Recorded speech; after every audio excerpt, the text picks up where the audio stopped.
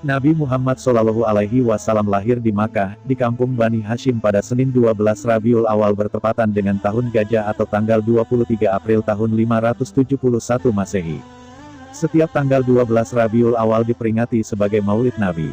Ada juga sebagian pendapat yang menyebut Nabi Muhammad Shallallahu Alaihi Wasallam lahir pada Senin, 9 Rabiul Awal atau 20 April 571 Masehi. Namun para ulama sepakat tanggal 12 Rabiul Awal sebagai tanggal kelahiran Nabi Muhammad Shallallahu Alaihi Wasallam. Beliau lahir 2 bulan setelah pasukan Gajah menyerang kota Makkah. Dikutip dari Sirah Nabawiyah karya Abdul Hasan Ali Al-Hasani An-Nadwi, sejumlah sejarawan dan pakar hadits menyebut adanya peristiwa-peristiwa besar yang muncul di Makkah menjelang kelahiran Rasulullah. Peristiwa-peristiwa di luar daya nalar manusia, yang mengarah pada dimulainya era baru bagi alam dan kehidupan manusia, tulis Abdul Hasan dalam Sirah Nabawiyah. Di antara peristiwa tersebut adalah singgasana Raja Persia Kisra Anushirwan yang bergoyang-goyang hingga menimbulkan bunyi. Tak hanya singgasana, 14 balkon istana Raja Kisra juga runtuh. Peristiwa berikutnya yang diyakini sebagai pertanda jelang kelahiran Nabi Muhammad Shallallahu Alaihi Wasallam, yaitu padamnya api sesembahan kaum Majusi atau Zoroaster di kuil pemujaan di Persia kini Iran. Padahal api ini diyakini sudah menyala 1000 tahun lebih dan tak pernah padam sekalipun. Masyarakat Majusi berusaha untuk menghidupkan kembali api tersebut untuk disembah, namun upaya mereka gagal. Ada juga pertanda di tempat lain menjelang Maulid Nabi, yakni surutnya Danau A, yang dikultuskan oleh orang-orang Persia. Tasik Safa atau semenanjung yang dianggap suci oleh rakyat Persia juga tenggelam. Sementara di Makkah sendiri, peristiwa besar menjelang kelahiran Nabi Muhammad Shallallahu Alaihi Wasallam ditandai dengan kehancuran pasukan Gajah yang dipimpin Raja Abraha. Waktu itu, Abraha adalah seorang raja di Abisinia kini Yaman. Alasan Abraha menyerang Makkah dan ingin menghancurkan Ka'bah adalah karena merasa iri. Sebab perekonomian Makkah dengan adanya Ka'bah lebih maju daripada Yaman yang juga punya kuil untuk sesembahan. Banyak orang berziarah ke Ka'bah sehingga mendongkrak perekonomian Makkah, sebaliknya sedikit orang pergi ke kuil di Abisinia tempatnya Abraha. Abraha pun menyerang Makkah dengan menggunakan pasukan Gajah.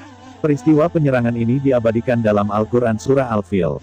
Disebutkan bahwa saat masuk kota Makkah, pasukan Gajah dihujani batu oleh sekelompok burung ababil. Pasukan Gajah pimpinan Abraha kocar-kacir dan Ka'bah serta kota Makkah selamat. Tak lama setelah pasukan Gajah gagal menyerang Ka'bah, Rasulullah Shallallahu Alaihi Wasallam lahir. Nabi Muhammad Shallallahu Alaihi Wasallam lahir dari pasangan Abdullah dan Aminah.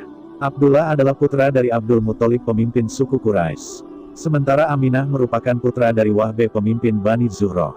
Abdullah adalah seorang saudagar yang sering bepergian ke negeri Syam. Ketika itu setelah belum lama menikah dengan Siti Aminah, Abdullah harus melakukan perjalanan ke Syam untuk urusan dagang. Menjadi kebiasaan warga Makkah ketika itu yakni berdagang ke Syam. Abdullah pun pergi ke Syam bersama rombongan pedagang Makkah. Mereka tak hanya ke Syam, tapi juga singgah di beberapa kota lain sehingga perjalanan memakan waktu yang lama. Saat hendak pulang ke Makkah, Abdullah kecapean dan jatuh sakit. Dia singgah di tempat saudara-saudaranya dari garis ibu di kota Yasrib, yang kini bernama Madinah.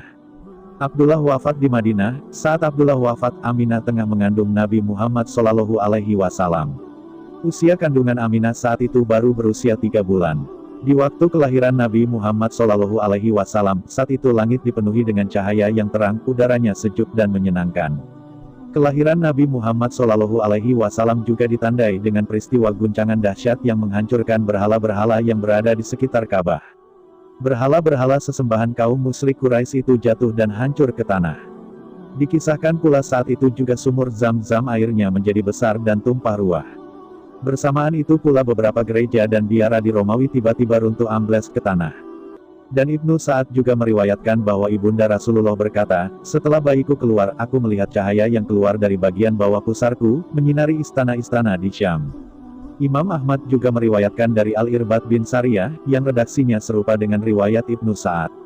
Nabi Muhammad Shallallahu Alaihi Wasallam lahir tanpa didampingi sang ayah. Setelah Nabi Muhammad lahir oleh ibunya, Nabi diserahkan pada Halimatus Sa'diyah untuk disusukan. Saat itu, bangsa Arab mempunyai kebiasaan menyusukan anak-anak mereka kepada perempuan desa. Hal ini bertujuan agar anak-anak tumbuh di lingkungan pedesaan yang udaranya masih bersih. Selama 4 tahun Nabi Muhammad bersama ibu susunya di dusun Bani Sa'ad. Kisah Nabi Muhammad di masa kecil penuh duka. Saat Nabi Muhammad berusia 6 tahun sang ibu, Siti Aminah wafat. Nabi Muhammad pun kemudian dirawat oleh sang kakek dari pihak ayah, Abdul Muthalib. Namun 2 tahun kemudian sang kakek wafat. Nabi Muhammad kemudian dirawat oleh sang paman, Abu Talib yang saat itu menjadi salah satu petinggi dari keluarga Bani Hashim. Abu Talib dan sang istri sangat menyayangi Nabi Muhammad seperti anak kandungnya sendiri. Pernah suatu ketika, Nabi Muhammad SAW ikut Abu Talib berdagang ke Syam. Dalam perjalanan mereka bertemu dengan seorang tokoh agama yang melihat tanda-tanda kenabian pada diri Muhammad remaja. Abu Talib pun diminta segera mengajak Muhammad kembali pulang ke Mekah. Sebab jika ada yang mengenali tanda-tanda kenabian tersebut akan berbahaya pada diri Muhammad. Kejadian luar biasa lainnya dalam diri Nabi Muhammad kecil yaitu saat dada beliau dibelah oleh malaikat Jibril.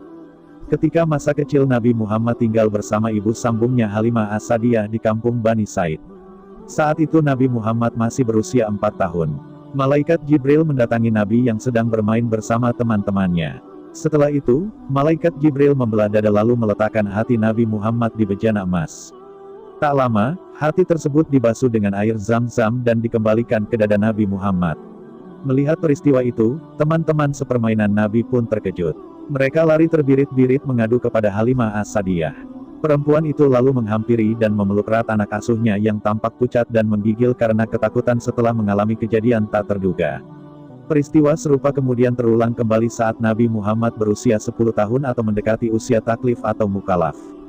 Malaikat Jibril kembali membersihkan hati Nabi Muhammad dengan air zam-zam supaya tidak tercampur dengan sifat-sifat keburukan. Bukan hanya 2 kali saja dada Rasulullah dibelah oleh malaikat Jibril, menurut beberapa riwayat ada setidaknya 3 hingga 4 kali dada Rasulullah dibelah oleh malaikat Jibril untuk dibersihkan hatinya dari sifat-sifat buruk. Selain saat umur 4 dan 10 tahun, Rasulullah dibelah dadanya saat mau menerima wahyu pertama dan saat mau Isra Miraj. Peristiwa dibelah dada Rasulullah yang keempat ini berdasarkan hadis yang diriwayatkan oleh Imam Bukhari yang berbunyi. Abu Dzar menceritakan bahwa Rasulullah SAW bersabda, "Saat aku di Mekah atap rumahku terbuka, tiba-tiba datang malaikat Jibril, lalu dia membelah dadaku, kemudian mencucinya dengan air zam-zam. Dibawanya pula bejana terbuat dari emas berisi hikmah dan iman, lalu dituangnya ke dalam dadaku dan menutupnya kembali. Lalu dia memegang tanganku dan membawaku menuju langit dunia." Hadis riwayat Bukhari. Meski begitu, ada beberapa ulama yang menolak peristiwa terakhir itu. Tak sedikit dari mereka yang memiliki versi tersendiri atas cerita Nabi Muhammad. Terlepas dari semuanya, banyak hikmah yang bisa diambil dari kisah Nabi Muhammad yang dibelah dadanya oleh malaikat Jibril. Salah satunya, peristiwa tersebut menandakan bahwa Nabi Muhammad memiliki hati yang kuat ketika menerima wahyu yang diberikan kepadanya. Wallahu a'lam bishawab. Sahabatku semua, mari kita ambil hikmah dan pelajaran dari kisah ini. Semoga kisah ini dapat menambah ketakwaan kita kepada Allah Subhanahu wa Ta'ala, dan juga menambah rasa cinta kita kepada baginda Rasulullah Muhammad SAW. Demikian kisah singkat peristiwa besar menjelang dan sesudah kelahiran Nabi Muhammad SAW. Jika sahabat merasa informasi ini bermanfaat, silakan like, share video ini dan juga subscribe serta klik icon loncengnya agar selalu mendapat pemberitahuan update terbaru dari channel ini.